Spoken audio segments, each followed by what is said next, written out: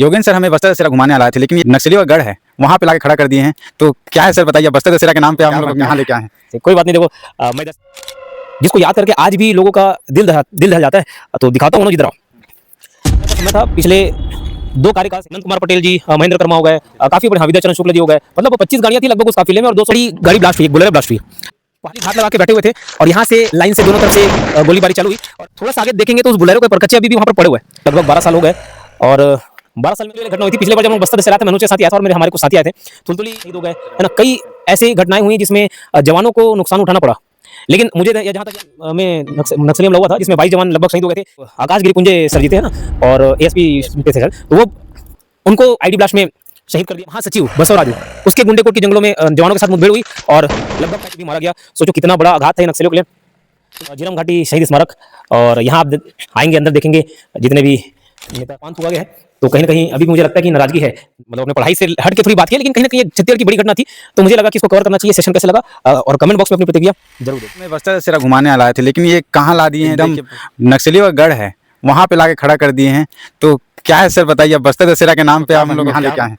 कोई बात नहीं, देखो मैं इधर से गुजर रहा था और रास्ते में झीरम घाटी पड़ा, तो अनुज को तो मैं बोल के लाया था कि मैं बस्तर दशहरा घुमाऊंगा, सारे कार्यक्रम अटेंड करके आएंगे।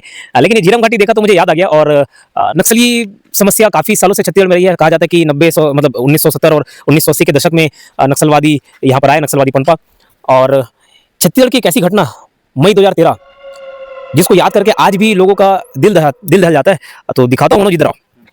ये जो टर्निंग है पिछले 2 कार्यकाल से, यानी कि 10 साल से बीजेपी ऑलरेडी सत्ता में थी, है ना, और कांग्रेस भरपूर जोर लगा रही थी कि इस बार रमन सिंह की सरकार को हटाया जाए और हम सत्ता पे आए। तो उनका काफी समय से प्रयास था, और इसी प्रयास के दौरान परिवर्तन रैली निकल रही थी, जिसमें काफी बड़े स्तर के नेता शामिल थे। एक कह सकते हैं शीर्ष नेतृत्व शामिल था। अनंत कुमार पटेल जी, महेंद्र कर्मा हो गए, काफी बड़े विद्या चरण शुक्ल जी हो गए, मतलब 25 गाड़ियां थी लगभग उस काफिले में, और 200 से ज्यादा नेता थे। कवासी लखमा जी थे, लेकिन बहुत कुछ बच भी गए और कुछ उस शहीद हो गए, मारे गए। तो सबसे पहला ब्लास्ट, ये जो मैं जिस स्थल पे दिखाना, वो टर्निंग है, और यहाँ पर पहली गाड़ी ब्लास्ट हुई, बुलेरो ब्लास्ट हुई। देखो, जो लाइन से काफिला है, एक स्ट्रेटेजी होती है कि अगर सबसे पहले गाड़ी को अगर उड़ाया जाए तो जो पीछे की गाड़ी है उनके लिए रास्ता ब्लॉक हो जाएगा।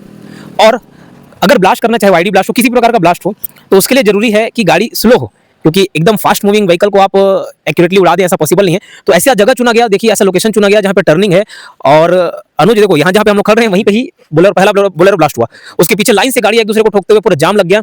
और आजू बाजू उस तरफ आप दिखाना, उस तरफ देखो पूरे पहाड़ है, और इस तरफ भी पहाड़ है, यहाँ पे आप देखें तो ये हाथ लगा के बैठे हुए थे, और यहाँ से लाइन से दोनों तरफ से गोलीबारी चालू हुई। और अगर मैं अभी आपको दिखाऊं, मैं पिछले बार एक बार और आया था, तो उसके बोलेरो के परकच्चे मैंने देखे यहाँ पे। यहाँ से रास्ता है, लेकिन अभी बरसात का समय है, मैं उतर के जाने की कोशिश किया, लेकिन एक जूता मेरा खराब हो गया और मैं दूसरा जूता सेक्रीफाइस नहीं करना चाह रहा हूँ। यहाँ से उतर के रास्ता थोड़ा सा आगे देखेंगे तो उस बोलेरो के परकच्चे अभी भी वहाँ पर पड़े हुए हैं। मैं पिछले बार आया था तो देखा था।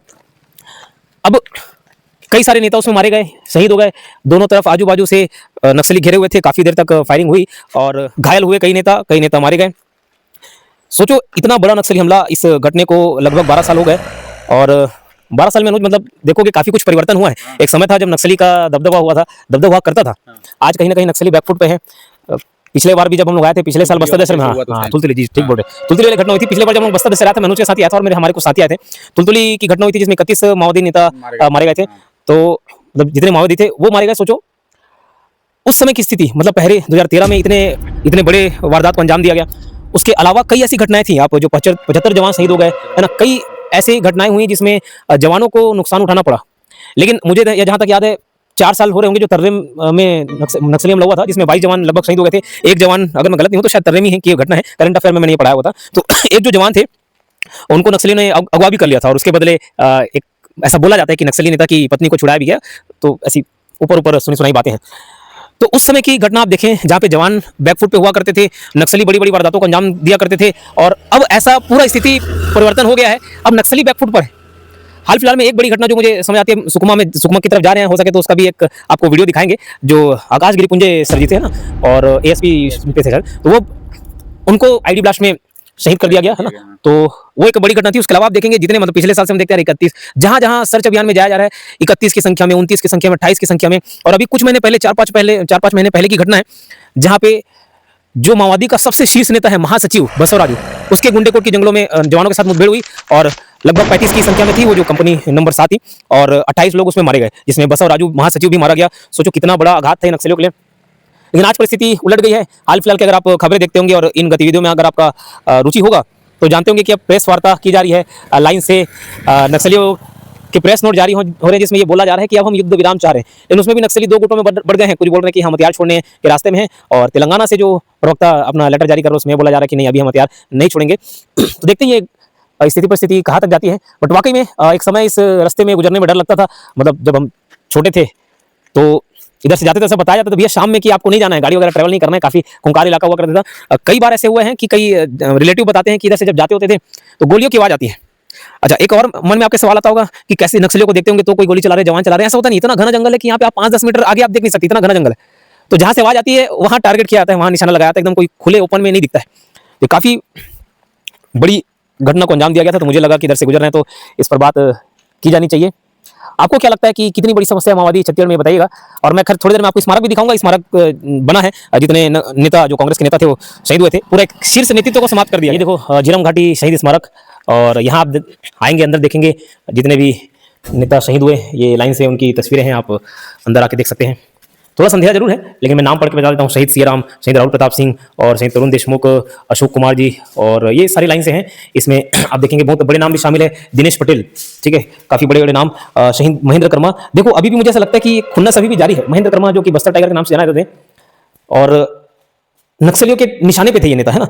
अभी भी देखो इनका पोस्टर नीचे गिरा हुआ है और उस पोस्टर पे थूका गया है, पान थूका गया है। तो कहीं ना कहीं अभी भी मुझे लगता है कि नाराजगी है। नंद कुमार पटेल जी, कितने बड़े नेता। विद्याचरण शुक्ल, ये हम छत्तीसगढ़ के जीएस में पढ़ते हैं ना कि 9 बार विधायक रहे हैं ना।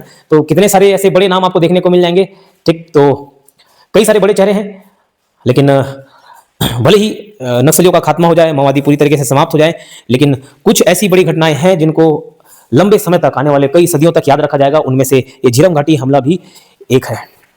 तो खैर ये session out of the box हो गया। हम मतलब अपने पढ़ाई से हट के थोड़ी बात की, लेकिन कहीं ना कहीं छत्तीसगढ़ की बड़ी घटना थी तो मुझे लगा कि इसको कवर करना चाहिए। सेशन कैसे लगा और कमेंट बॉक्स में अपनी प्रतिक्रिया जरूर दें। धन्यवाद।